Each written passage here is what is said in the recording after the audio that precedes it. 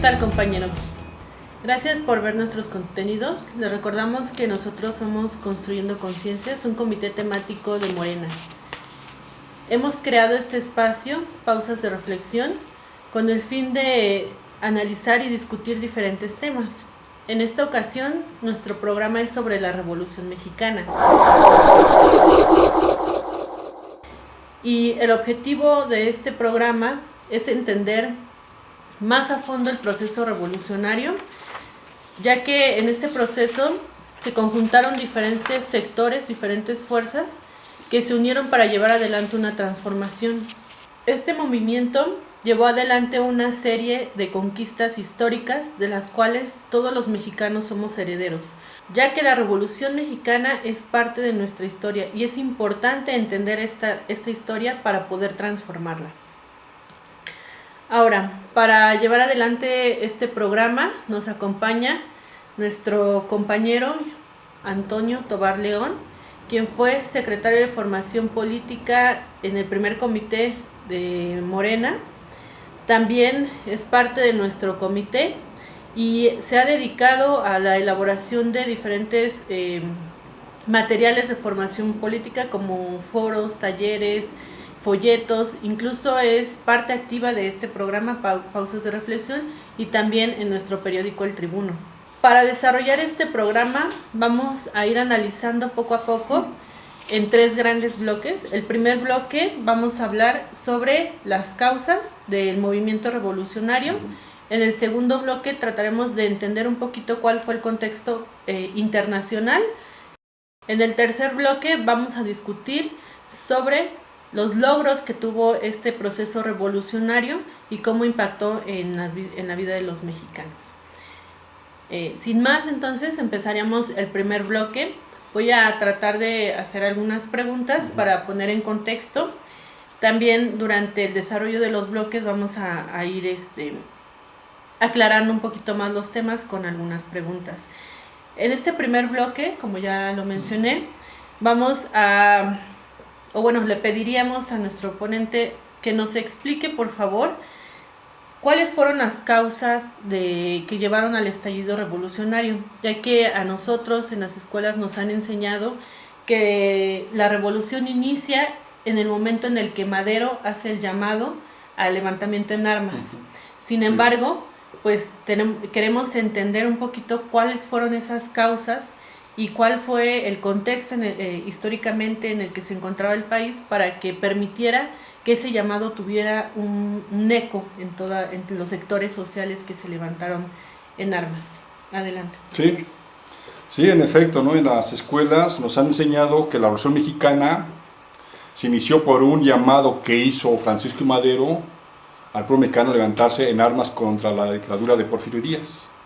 Y en efecto, así fue, ¿no? Pero también atrás de eso hay otros elementos que sería importante considerar, porque algunos también atribuyen el levantamiento del pueblo mexicano en la revolución por la pobreza. Sin embargo, dista mucho de ser únicamente el elemento de la pobreza para que el pueblo mexicano se levantara en armas. Por ejemplo, dice, hacia 1914 en los países de América Latina llegaron capitales extranjeros por 7.567 millones. Obviamente esos capitales, precisamente por el desarrollo del capitalismo a nivel mundial, que era un hecho, esos capitales que llegan a los países latinoamericanos, estos no van a desarrollar sus economías y ser estados análogos como los eran los europeos o Estados Unidos. Por el contrario, esos capitales se invirtieron en los países de América Latina, lo que generaron fue una mayor dependencia hacia los Estados Unidos o a las economías europeas, con los consiguientes efectos que trae acarreado eso, que es la exportación de materias primas y la importación de productos manufacturados. Pero si únicamente se lo atribuimos a la pobreza, pues es el caso de que antes de 1930 la única dictadura que cayó producto de una revolución popular fue la de Porfirio Díaz. No fue así en Argentina ni tampoco en Brasil. Pero además en muchos países se desarrolló una economía del monocultivo, no fue el caso de México. En el caso de México, un poco más diversidad en cuanto al cultivo. En términos generales se establece como causas de la Revolución Mexicana 3 elementos que son importantes, que es la expropiación de las tierras comunales. Es muy importante eso, ¿no? Que se expropian las tierras comunales y eso genera un descontento en la población. Igualmente, la transformación en la frontera de México con Estados Unidos, con la finalidad de acabar con algunas bandas de apaches que existían allá en la frontera. Entonces eso hacía que algunas personas, que esos estados del norte tuvieran cierta independencia, cierta autonomía, que al paso del tiempo después Porfirio Díaz va a quitar esa autonomía e independencia en cuanto a la forma de organizarse políticamente para imponer a sus amigos en los gobiernos, y eso genera un descontento también en esas. Y el otro elemento que se tiene que tomar en cuenta como un antecedente de la Revolución Mexicana fue precisamente que la esfera de influencia de Estados Unidos en México, como escenario de la disputa entre Estados Unidos y Europa por la inversión de capitales aquí en México. Esos son los 3 elementos que sí sería importante considerar para entender la causa del origen de la Revolución Mexicana. Ok, muchas gracias, maestro. Ahora nos entra una duda, ¿no? Porque por un lado nos habla que en efecto había cierto desarrollo, había inversión extranjera, incluso durante este periodo pues se deja ver a Porfirio Díaz como quien trajo todo este desarrollo, ¿no? Las vías férreas, el desarrollo del ferrocarril, la industria eléctrica, etcétera. Pero por otro lado, sí existía una situación de pobreza generalizada. Sí. ¿Por qué, o si nos pudiera explicar más a fondo por qué esta contradicción, ¿no? ¿Por qué existía, por un lado, un desarrollo económico, inversión, pero por otro lado el pueblo estaba en condiciones sí, de miseria, incluso las condiciones laborales, las condiciones en el campo, cuáles eran y por qué, y cómo se explica esta contradicción? Sí, claro, sí es importante hacer un análisis retrospectivo de cuáles eran las condiciones de la población de México, porque hay que entender y no debemos de olvidar de que México fue colonia de España durante mucho tiempo, y los españoles cuando llegaron aquí se apropiaron de la tierra, se las arrancaron a las comunidades indígenas y se les dio en propiedad a los españoles, pero aunque una parte también estaba en manos de la corona española. Pero también se conservó una parte todavía de las tierras comunales para los pueblos indígenas, tenían una parte de esa tierra. Pero en el caso, por ejemplo, en el siglo XIX, la corona estableció la metrópolis, España, estableció unas colonias militares en el norte del país, con la finalidad de poder controlar o aniquilar a las bandas de apaches y otras tribus nómadas. Entonces a esas personas se les daba tierras, con la única condición que las defendieran, inclusive con su propia vida. Esas personas a las que se les había dotado de tierra en el norte, pues eran tierras de mejor calidad, en el sentido de que tenían más cantidad de tierras, más animales, pero además no únicamente tenían el derecho, sino también tenían el deber de portar armas, lo que les daba a esos estados del norte cierta autonomía, cierta independencia y sobre todo política. Esa era una de las situaciones.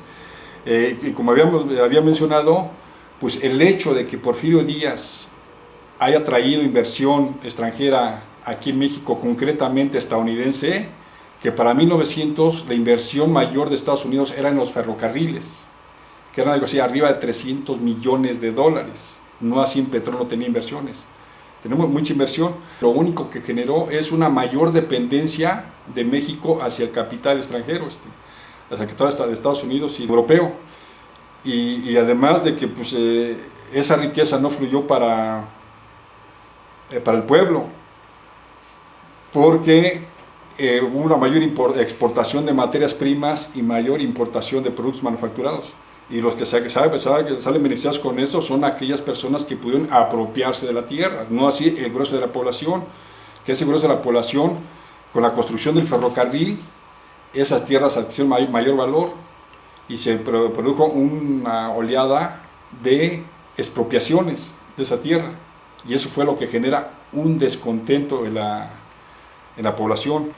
Ok, profesor, usted nos explica que existió inversión extranjera, y que eso de alguna forma atrae capitales a nuestro país en esa época. Sí. Pero, ¿cuál es la diferencia o en este momento, cuál fue la diferencia entre el capital extranjero que entraba? Entiendo que no todo venía de Estados Unidos, también había una parte de capital europeo. ¿Sí? ¿Cuál era esa diferencia? ¿Quién tenía más fuerza, más peso en ese sentido? Sí, precisamente, ¿no? Aquí traigo algunos datos acerca de cuál inversión de Estados Unidos en el caso de México. Por ejemplo, en términos generales, en 1900 la inversión total de Estados Unidos era de 482 millones de dólares.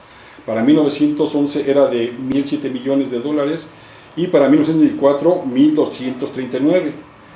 En comparación, por ejemplo, del capital que se invirtió Estados Unidos aquí en México y el que traía de Europa, principalmente de Inglaterra y de Francia, pues también una gran diferencia que existía. Pongamos petróleo, era de 15 millones de Estados Unidos y de Inglaterra era de 10 millones. Pero si comparamos más en los años anteriores, en cuanto al petróleo, nos damos cuenta cómo se incrementa la inversión de Estados Unidos en petróleo, porque en un principio, en 1900, no tenía inversión de Estados Unidos aquí en petróleo en México. La mayor inversión era en el ferrocarril, es de 335 millones de dólares. Y para 1911 se incrementa a 644, pero ya para 1904 disminuye ya la inversión de Estados Unidos en el ferrocarril, que ya nomás son 169 millones. Pero después de la Revolución Mexicana, paradójicamente para 1924, y la inversión en el petróleo, las empresas norteamericanas, era de 478 millones de dólares, y la de inglesa no creció, por el contrario se vino más para abajo. Claro. Entonces, o sea, la mayor inversión de capitales aquí en México no era de Europa, era de Estados Unidos. Y eso trajo una mayor dependencia de la economía mexicana hacia la norteamericana. Y por eso decimos que el pueblo no se benefició con esa inversión que trajo Porfirio Díaz a México. Sí se beneficiaron algunas empresas mexicanas ricos, pero el grueso de la población, pues lejos de beneficiarse, pues se empobreció por lo mismo que vemos que era una mayor dependencia. Los realmente beneficiados eran las empresas extranjeras, esos son los que se beneficiaron con esa inversión. Muchas gracias, ya con esta explicación nos queda muy claro cuál fue la dirección de esta inversión que benefició solamente a un sector en el país, pero además que ató a nuestro país a la inversión en Estados Unidos, pero no solo eso, ¿no? Sino que claramente en las cifras el beneficio que tuvo Estados Unidos posterior a la revolución, porque aumentó su inversión, ¿no? en cuanto al petróleo. Pero también, bueno, regresando un poquito a las condiciones, a las causas, si nos pudiera explicar, profesor, ¿cuáles eran las condiciones del campo, ¿no? ¿Cuáles eran las condiciones de los campesinos? Ya que los ejércitos populares que vemos que son los que se levantan, que se conforman mayormente por campesinos que son los de Villa y Zapata, genera un gran eco, ¿no? Esta revolución, como si hubiera un descontento mayor en el campo, más que en los trabajadores de la ciudad, ya que pues vemos la participación de obreros, pero muy por debajo del número, ¿no? ¿Cuáles eran las condiciones tanto del campo como de los trabajadores en la ciudad? Sí, como había mencionado, ¿no? Dentro de una de las causas de la revolución está precisamente la oleada de expropiaciones de las tierras. Y pareciera que fueron los campesinos del sureste de México los que mayormente participaron, y no es así. Los que mayormente participaron en los ejércitos de Villa fue en el norte, concretamente lo que se llama la comarca lagunera, que son 6 municipios del estado de Coahuila, 15 de Durango, pero también del estado de Chihuahua, de Durango, que no eran la mayoría campesinos, eran campesinos, pero también eran ganaderos, eran rancheros, e inclusive mismos terratenientes, ¿no? que se suman a eso. Entonces debemos de partir de que cuando llegan los españoles aquí, se apropian de la tierra, despojan a las comunidades de la tierra, pero aún así hay comunidades que todavía tienen su tierra. Y lo que habíamos mencionado, que la corona precisamente para acabar con algunas bandas de apaches en el norte del país, ¿sí? Se les dota de tierras. Y obviamente estas personas que son propietarias de tierras tenían mejores condiciones que los campesinos del sureste de México. Tenían mayor número de tierras, tenían más ganado, pero esta situación va a cambiar. Va a cambiar en el momento en que la inversión que llega a Estados Unidos y se crea el ferrocarril en 1880. Esto va a hacer que esas tierras se vuelvan más rentables y suban su valor. Y aquí nuevamente se desata una ola de expropiación de las tierras, y no únicamente, y bueno, aparte de esas expropiaciones, también cambia la situación de esos estados que por mucho tiempo se van manteniendo con cierta autonomía, cierta independencia, no únicamente en lo económico, sino también en lo político, y había personas que dominaban esos estados con sus propios partidos locales.